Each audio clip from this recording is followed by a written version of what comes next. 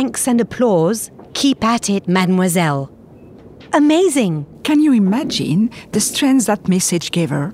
From now on, for Marguerite, the question was, how do you launch a literary career when you are a country woman in 1875? It's obvious.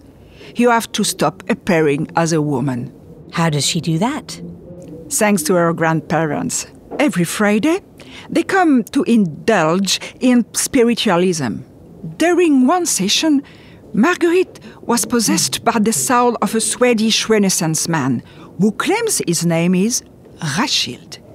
And from then on, she asked to be called by that name. That's totally unreal. You're wrong. In those days, contacting the dead was as real and credible as it is to listen to podcasts in libraries today. Hugo himself was a great believer. No one has ever questioned her connection with the soul of the deceased. A mother even told a publisher that it wasn't her who was writing, but this Rachilde who took possession of her. That's just silly. Our relationship with the dead has changed a lot. Don't look at the past with contemporary glasses, miss. Listen to this. Rachilde. It sounds good. It is supposed to be a man's first name, but... It sounds feminine. And, above all, thanks to this miraculous session, she can begin to stop being a woman and assert herself as an androgynous person. That's it. Problem. Her father wants to find someone to marry her. That's it. Problem. Her father wants to find someone to marry her. She refuses and tries to commit suicide by throwing herself into the estate's famous black pond. Are you serious? Never doubt her determination, miss. Never doubt it. She's tried several times to commit suicide. Has death always been a temptation for her? A companion, you might say.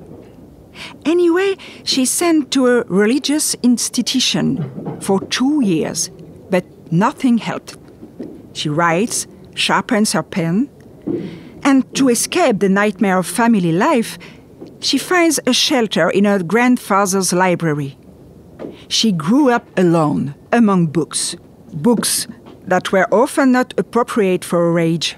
Le Marquis de Sade, for example. The world of Le Marquis, where the flesh is constantly abused, tortured for pleasure. And every day, she keeps seeing her beloved father brutalizing his wife. It terrifies her, but it... Yes, it nourishes her. Le Marquis de Sade shows her the way to the pleasure of cruelty. At 15, she is haughty, brittle and strong-willed. She was already used to whipping horses, young peasants and servants of her own age, because she is the one who runs the estate, not her mother. Is the monster already here? But as nothing is ever simple, she discovers at the same time Voltaire. He taught her irony, joy, and freedom of thought, and anti-clericalism. One day, she wrote an interview with the devil in the streets of Périgueux. The funny thing is that the article is published in the Écho de la Dordogne. Yet another paradox. A punk who wants to forget her upper-middle-class status. Anti-conformist, she will always be. Anyhow, at 17, she was already published in the regional press. There was just one last step. Go to Paris, where she'll definitely be able to become a writer. Her mother helped her. Forced to admit that her daughter had talent, she offered to move to Paris with her. So, she's not such a horrible mother? Don't misunderstand me, miss. Above all, a daughter enabled her to escape from this apocalyptic marriage.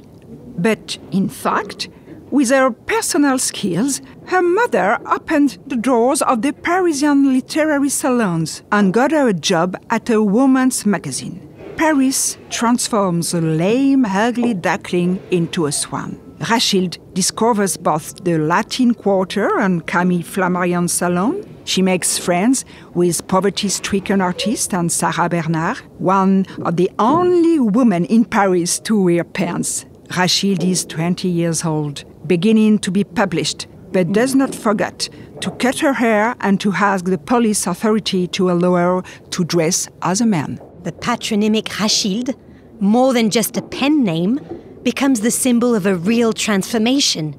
She asserts herself as a gynander. Not so fast. She has always claimed to be androgynous, a term used by the decadents. But her deepest desire is to be neither woman nor man, just an artist. This makes her very modern. She doesn't want to write like a man or as a woman, but as an author. There are two sexes as just one for someone who writes, as George Sand once said.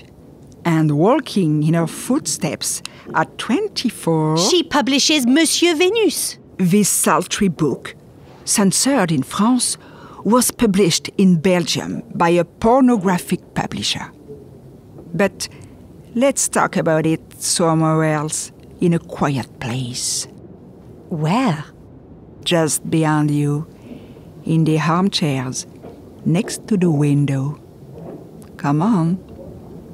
I'm not going to hit you.